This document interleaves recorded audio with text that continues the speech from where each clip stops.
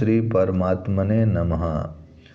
अध्याय नदिया में प्रेम प्रवाह और काजी का अत्याचार।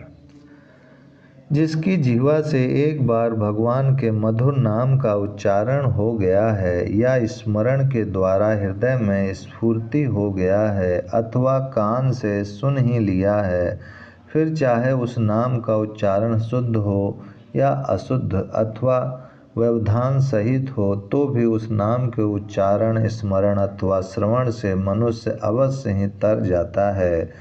किंतु उस नाम का व्यवहार शुद्ध भावना से होना चाहिए।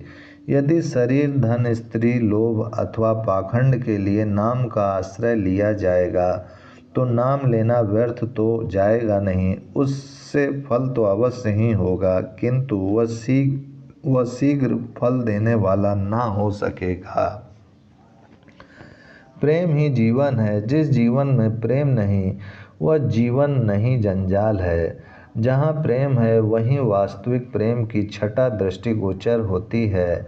कहीं प्रेमियों का सम्मिलन देखिए, कहीं प्रेमियों की वार्ता सुनिए अथवा प्रेमियों के हास परिहास, खान पान अथवा उनके मेलों उत्सवों में सम्मिलित होजिए।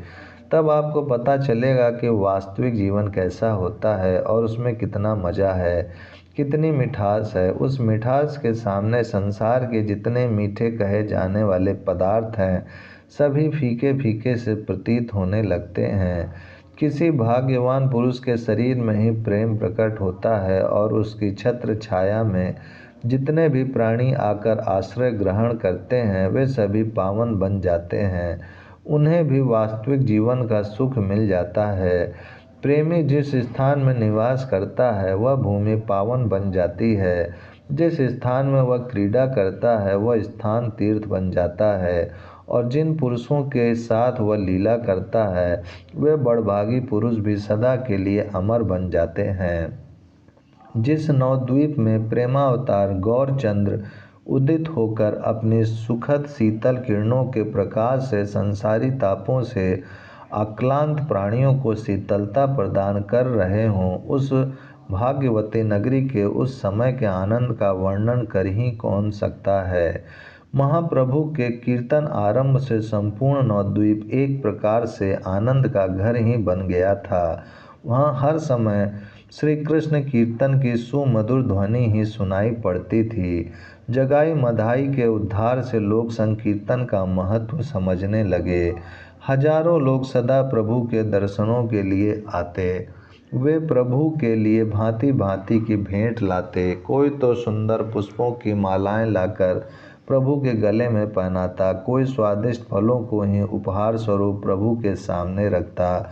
बहुत से सुंदर सुंदर पकवान अपने घरों से लाकर प्रभु को भेंट करते। प्रभु उनमें से थोड़ा सा लेकर सभी के मन को प्रसन्न कर देते। सभी आकर पूछते, प्रभु हम लोग भी कुछ कर सकते हैं क्या? हम लोगों को भी श्री कृष्ण कीर्तन का अधिकार है? प्रभु कहते, कृष्ण कीर्तन सब कोई कर सकता है, इसमें तो अधिकारी अनधिकारी का प्रश्न ही नहीं। भगवान नाम के तो सभी अधिकारी हैं। नाम में विधि निषेध अथवा ऊंच नीच का विचार ही नहीं। आप लोग प्रेम पूर्वक श्री कृष्ण कीर्तन कर सकते हैं। इस पर लोग पूछते, प्रभु हम लोग तो जानते भी नहीं कीर्तन कैसे किया जाता है। हमें आज तक संकीर्तन की शिक्षा ही नहीं मिली और न हमने इसकी पद्धति किसी पुस्तक में ही पढ़ी। प्रभु हंसकर कहने लगते, नाम संकीर्तन में सीखना ही क्या है, यह तो बड़ा सरल मार्ग है। इसके लिए विज्ञता अथवा बहुज्ञता की आवश्यकता नहीं, सभी कोई इसे कर सकते हैं। देखो इस प्रकार ताली बजाकर हरि हरे नमः, कृष्णाय यादवाय नमः, गोपाल गोविंद राम श्री मधुसूदन, इस मंत्र को या और किसी मंत्र को जिसमें भगवान के नामों का ही कीर्तन हो, गाते गए 10-5 अपने साथी इकट्ठे कर लिए और सभी मिलकर नाम संकीर्तन करने लगे। तुम लोग नियम पूर्वक महीने भर तक करो तो सही, फिर देखना कितना आनंद आता है। लोग प्रभु के मुख से भगवत नाम महात्म्य और कीर्तन की महिमा सुनते और वहीं उनके दिखा दिखाकर संकीर्तन करने लगते। जहाँ वे भूल करते प्रभु उन्हें फौरन बता देते। इस प्रकार उनसे जो भी पूछने आते उन सभी को भगवत नाम संकीर्तन का ही उपदेश करते। लोग महाप्रभु की आज्ञा शिरोधार्य करके अपने अपने घरों को चले आते और दूसरे ही दिन से संकीर्तन आरंभ कर देते। पहले तो लोग ताली बजा बजा कर ही कीर्तन करते थे, किंतु ज्यों ज्यों उन्हें आनंद आने लगा त्यों ही त्यों उनके संकीर्तन के साथ ढोल करताल तथा जांज मृदंग आदि वाद्यों का भी समावेश होने लगा। एक को कीर्तन करते देखकर दूसरे को भी उत्साह होने लगा और उसने भी 10-5 लोगों को इकट्ठा करके अपनी एक छोटी संकीर्तन मंडली बना ली और दोनों समय नियम से संकीर्तन करने लगे। इस प्रकार प्रत्येक मोहल्ले में बहुत सी संकीर्तन मंडलियां स्थापित हो गईं।